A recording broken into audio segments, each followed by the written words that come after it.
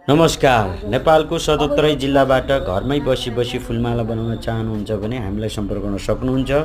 तालिम निःशुल्क, सामग्री निःशुल्क, भर्ना शुल्क लाग्छ। यहाँहरू इच्छुक हुनुहुन्छ भने दिएको WhatsApp नम्बरमा सम्पर्क गरेर हामीलाई SMS पठाउन सक्नुहुन्छ।